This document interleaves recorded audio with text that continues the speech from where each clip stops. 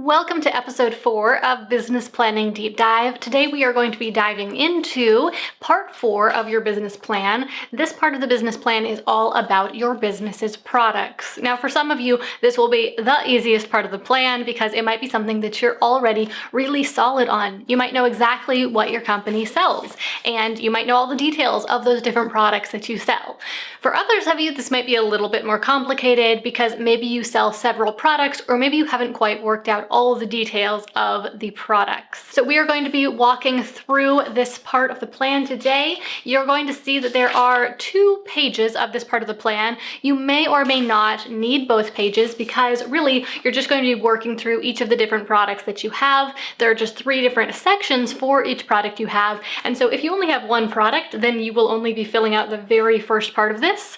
Whereas if you have 6 products, you'll need both of these pages. And if you have even more products of that, you might need to print out a few additional pages of this section 4. Now, the big question that you need to answer for this part of the business plan is, what exactly does your business sell? And how many different products do you sell? When it comes to the number of products that your business sells, less really is more. In the early days of running my online business, I wanted to sell as many different products as possible. I thought the more products I sell, the more different customers, the more different types of customers I'll be able to work with. Therefore, the more different customers I'll be able to attract.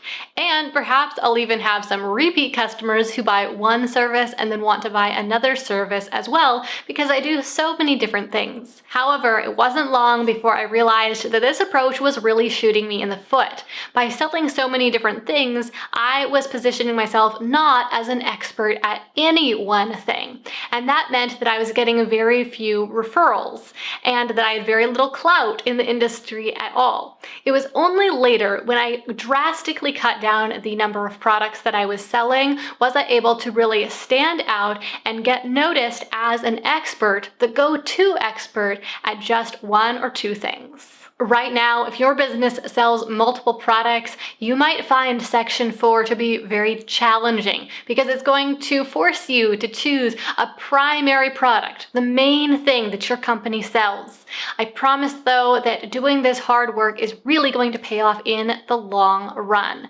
Maybe you decide to cut down the number of products that you sell, or maybe you don't. But I want you to at least consider cutting down your product suite to just a handful of products, and whether you cut it down or not, make sure that you do choose a primary product, the main thing that you want to sell, that you want your company to be known for. As you work through section 4, one of the biggest decisions you need to make is what your company's primary product is. And that's the very first decision you're going to need to make as well, because the first 3 blanks are for information about your primary product, the main thing your company sells. So, how exactly can you decide which product should be your primary product? As you're trying to decide what your primary product should be, here are a few things to consider. First of all, what is the main result that you want your business to help your customers get? In the early days of my business, I was running a digital marketing agency, so I tried to provide all the different digital marketing services I could. I did web design, Facebook ads, Google ads, I wrote blog posts, and numerous other things. But still, there was one main thing that I wanted to help my customers get, a change I wanted to create for them. And that was, I wanted to help them market their business, which effectively means I wanted to help them get more customers. Once I got clear on that, I was able to decide what my primary product should be. What was the one product that more than anything else was going to help them get that result, and I was able to focus in on that. So what is that product for you? What is that result that you want to create for your customers? And which product best serves that purpose? I don't want to sugarcoat it. This can be a tough decision to make, especially if you go out there looking for the answer. If you poll your customers and ask them what they want from you, if you ask mentors what they think you should sell, because ultimately, at the end of the day, this is simply a decision that you have to make. It's not like this answer exists in the universe and there is one right answer that you are trying to discover. You have to decide what you really want to sell the most. You have to to decide what you really want to help your customers with the most. Once you own that decision and you realize that you are the only person who can really make that decision, then it becomes simpler to make because you realize that if you don't make it, it won't be made, and you'll continue to be spread a little bit too thin and to not be an expert at any one thing. So spend some time thinking about the different things you sell, the result you want for your customers, perhaps talk to your customers, perhaps survey them, perhaps get some outside advice, but ultimately, to make the decision, you just have to make the decision. Result. Once you've made that all-important decision about which product will be your business's primary product, you get to move on to the second blank for this first section, and that is result. So here you're going to write down what the result is that your product creates. So for this, I want you to be extremely practical, and I want you to come up with a really tangible result, a really physical result, something that can be measured that your product creates. I often use the example of a blender or a vacuum cleaner. When people buy one of these things, they're not trying to buy a blender, they're trying to buy a machine that can make them smoothies, and then there's also the impact of that. We'll get to that in just a minute, but really they want smoothies much more than they want the blender. So the smoothies would be the result. Or with a vacuum cleaner, they aren't just buying the vacuum cleaner, they want to have clean floors. That would be the result that the product creates. Now, if you're selling something perhaps a little bit less tangible, like an online course, then the result that the product create would be that the person would have some information, have some knowledge, but even more than that, they'd be able to accomplish something with that knowledge. So for example, if you were selling an online course about organic gardening, then the result that the student would have after purchasing and completing your course would be that they would be able to organic garden. They would be able to create an organic garden of their own and do so successfully. So what is the result that your product creates? Again, keep this as tangible as possible. We want it to be something measurable. The third and final thing that you need to explain for your primary product is the impact that your product creates. Now, first, result and impact can sound really similar, but there is a distinct difference.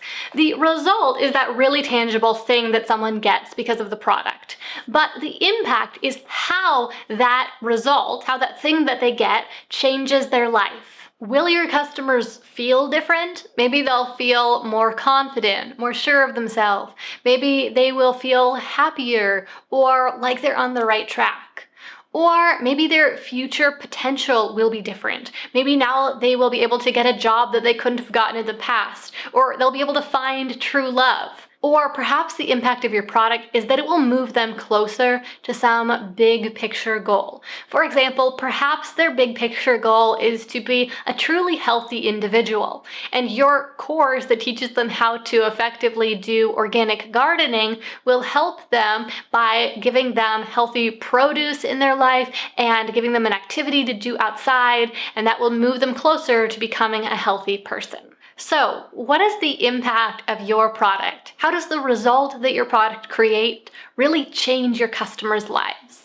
After you've clarified all the details for your primary product, then you'll move on to the next section and work on clarifying those same details for an additional product that you sell if your business does in fact sell more than one product. And you're just going to complete that same work for each product for however many products you do in fact sell. Now remember here, less is more. If you are feeling overwhelmed by writing down all this information about all the different products that you sell, and there are many of them, then it's very likely that your prospective customers will feel overwhelmed as well and will be less likely to buy any one of your product because they'll be confused about which one is really right for them. As you describe the details, the results, and the impacts of your different products, I want you to especially keep your eye out for differences between your products and also similarities. When you find differences between your products, those are opportunities to be able to market your different products to specific individuals who they will help the very most.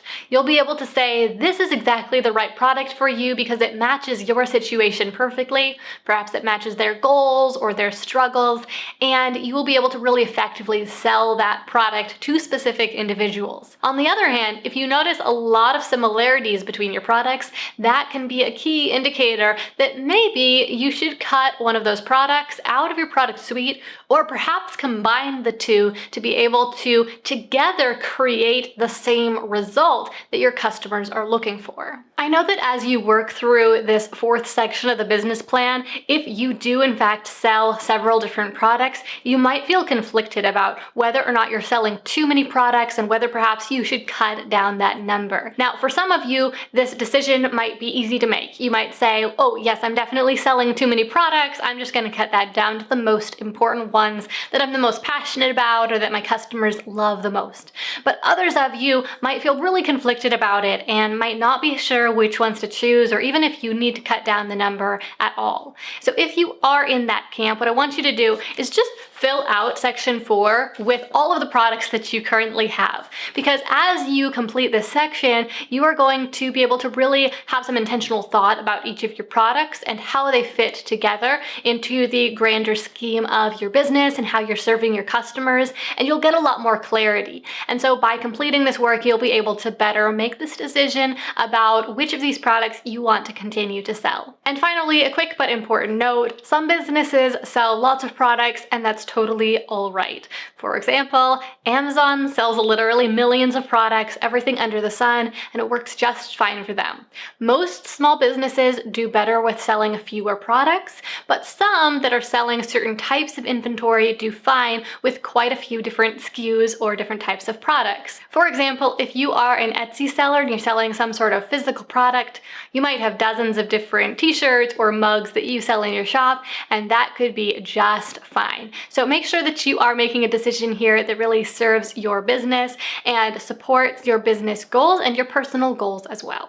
That brings us to the end of this episode. Here's your reminder though, that this is only going to work for you. It's only going to help you if you do the work. You have to sit down and fill out the plan if you want to really have an impact on your business, if you want this plan to be able to help you grow your business and turn it into a greater success. So make sure you set aside about 30 minutes to work through this part of the business plan sometime this week so that you are ready to move on to the fifth part of the business plan next week. Thank you so much for joining me for episode 4 of Business Planning Deep Dive. I hope that you enjoyed this and found it really helpful, and it helped you to understand how to complete this section of the business plan all about your products so that you can get more clarity about exactly what you are selling and how it will impact your customers' lives so that you can more effectively sell it to them, because that is how you will be able to have that impact on their lives and also grow your own company. If you would like even more guidance about how to grow your online business and turn it into a success so it can be your full-time thing,